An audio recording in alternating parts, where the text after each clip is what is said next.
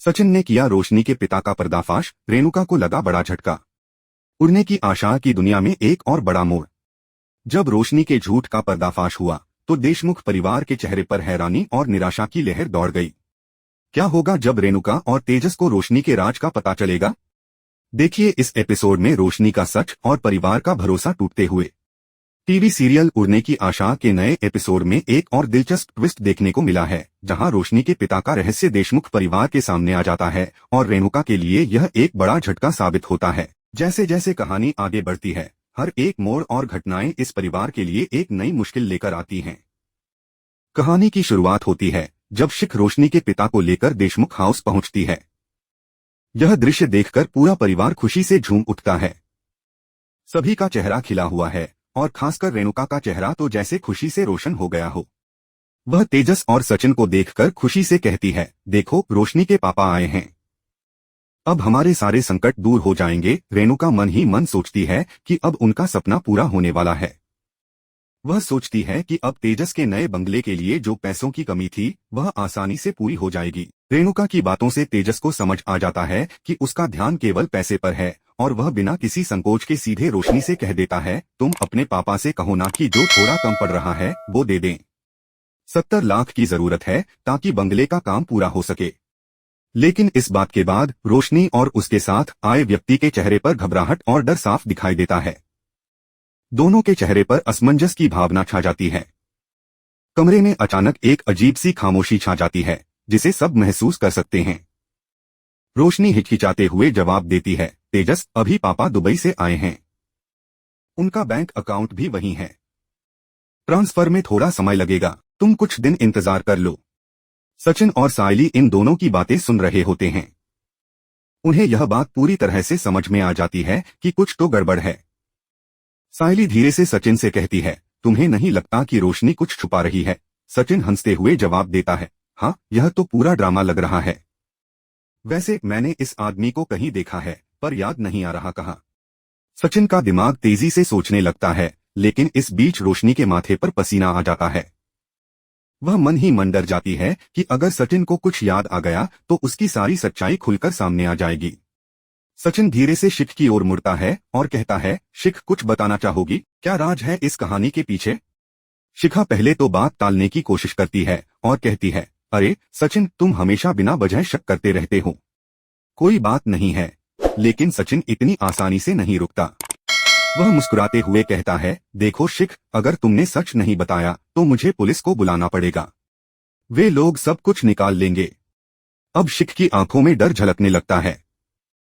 कुछ पल की चुप्पी के बाद वह धीरे से सबके सामने सच्चाई बता देती है।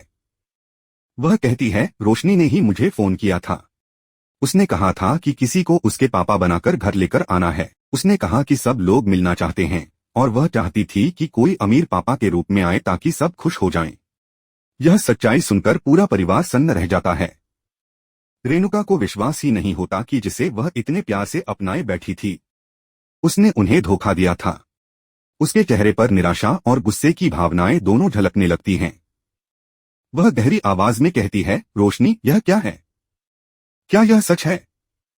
रोशनी हल्के से सिर झुकाकर कहती है, हाँ मैंने गलती की है। मुझे डर था कि अगर मैं सच्चाई बताऊंगी तो सब लोग मुझे छोड़ देंगे। मैंने सिर्फ यही सोचा था कि अगर आप लोगों को लगेगा कि मेरे पापा अमीर हैं तो आप मुझे अपनाए रखेंगे। यह सुनकर तेजस हैरान खड़ा रह जाता है, उसे समझ नहीं आता कि वह क्या बोले। सचिन जो आमतौर पर मजाक करता रहता है इस बार चुप रहता है। वह भी इस स्थिति में पूरी तरह से असहज महसूस कर रहा है। सायली धीरे से कहती है, रोशनी किसी रिश्ते की नींव झूठ पर नहीं टिक सकती। रेणुका भी गहरी निराशा के साथ कहती है, तूने हमारे भरोसे को तोड़ दिया है। हम तुझसे प्यार करते थे लेकिन तूने सब कुछ झूठ पर खड़ा किया। अब हमें नहीं पता कि क्या सच है और क्या नहीं। रोशनी हाथ जोड़कर कहती है, मुझे माफ कर दीजिए। मुझे सच में डर था कि अगर सबको पता चलेगा कि मेरे पापा अब इस दुनिया में नहीं हैं तो कोई मुझे अपनाएगा नहीं। मैंने सिर्फ डर के मारे झूठ बोला। कुछ पल के लिए माहौल बेहद भावुक हो जाता है। रोशनी की आंखों में सच्चाई का पछतावा साफ दिखाई देता है, लेकिन तेजस और रेणुका दोनों अपने फैसले पर अड़िग रहते हैं। तेजस धीमी आवाज में कहता है, रोशनी हम तुम्हें झूठ बोलने के लिए माफ तो कर सकते हैं, लेकिन वह भरोसा अब कभी वापस नहीं आ सकता जो अब टूट चुका है। इस एपिसोड में एक और नया मोड़ आया है। क्या सच में रोशनी के झूठ के पर्दाफाश के बाद परिवार के रिश्ते टूट जाएंगे या फिर सब कुछ माफ करके फिर से एक साथ होंगे? इस एपिसोड की शुरुआत होती है करवा चौथ की तैयारियों से, जहां रेणुका पूरे जोश और श्रद्धा के साथ अपनी तीनों बहुओं को परंपरा निभाने की सलाह देती हैं। वह कहती हैं, करवा चौथ का व्रत केवल एक रस्म नहीं, बल्कि यह हमारे पतियों के प्रति हमारे प्रेम और समर्पण का प्रतीक है। सभी महिलाएं सजेधजे रूप में तैयार होती हैं, लेकिन इस बार रिया कुछ अलग नजर आती हैं। रिया खुलकर कह देती हैं कि वह इस बार आकाश के लिए व्रत नहीं रखना चाहती। उसकी यह बात पूरे परिवार के लिए एक झटका बन जाती है और माहौल में असहजता फैल जाती है। रेणुका को लगता है कि रिया शायद कुछ परेशान है, इसलिए वह उसे समझाने की कोशिश करती हैं, लेकिन रिया की उदासीनता साफ नजर आती है। वह किसी भी बात को गंभीरता से नहीं लेती और उनका यह रवैया पूरे घर में एक हल्की सी खामोशी पैदा कर देता है। यह देखकर परेश एक भावनात्मक कदम उठाते हैं। मुस्कुराते हुए वह कहते हैं, अगर रिया उपवास नहीं रख सकती तो मैं रखूंगा। अपनी पत्नी रेणुका की लंबी उम्र और अच्छे स्वास्थ्य की कामना करते हुए उनका यह कदम पूरे घर में खुशी की लहर फैला देता है। आकाश और सचिन भी प्रेरित होकर कहते हैं कि वे भी अपनी पत्नियों के साथ व्रत रखेंगे, लेकिन तेजस अपने पुराने स्वभाव के अनुसार इसमें शामिल होने से साफ मना कर देता है। वह कहता है, मुझे इतनी देर भूखा नहीं रहना आता, यह सब मेरे बस का नहीं है। रेणुका उसे समझाने की कोशिश करती हैं, लेकिन तेजस अपने फैसले पर अड़िग रहता है। सायली, जो चुपचाप यह सब देख रही होती है, उसे दुख होता है कि उसकी सास हमेशा दूसरों की तारीफ करती हैं, लेकिन उसकी मेहनत और भावनाओं को नजरअंदाज कर देती हैं। फिर भी वह कुछ नहीं कहती, बस एक हल्की मुस्कान के साथ अपनी भावनाओं को छिपा लेती है। दोपहर होते होते सायली थकान और भूख से परेशान हो जाती है। वह एक कोने में जाकर थोड़ा पानी पी लेती है और कुछ खा भी लेती है, ताकि किसी को उसकी तकलीफ का पता न चले। उसकी यह चुपचाप चुप्पी उस असमानता की कहानी कहती है, जिसे वह रोज महसूस करती है, लेकिन कभी जाहिर नहीं करती। इसके बाद कहानी में एक और मोड़ आता है। तेजस घर लौटते ही चिंतित नजर आता है और बताता है कि उसका बैंक लोन रिजेक्ट हो गया है। वह काफी परेशान होकर कहता है कि उसे अपने सपनों का समुंदर किनारे वाला बंगला खरीदने के लिए 70 लाख की सख्त जरूरत है। रेणुका उसे समझाती है कि अगर वह अब इस मौके को खो देंगे तो शायद फिर कभी ऐसा अवसर न मिले। तेजस बेचैनी में पूरे परिवार को हॉल में बुलाता है और कहता है, मेरे पास एक तरीका है, अगर हम अपना पुराना देशमुख हाउस बेच दें तो सभी को उनका हिस्सा मिल जाएगा। मैं अपने हिस्से से बंगला खरीद सकता हूँ। उसकी यह बात सुनकर सब लोग हैरान हो जाते हैं। परेश तुरंत इसका विरोध करते हुए कहते हैं, तेजस, यह घर तुम्हारे दादाजी की आखिरी निशानी है। उन्होंने मरते वक्त मुझसे कहा था कि इसे कभी मत बेचना।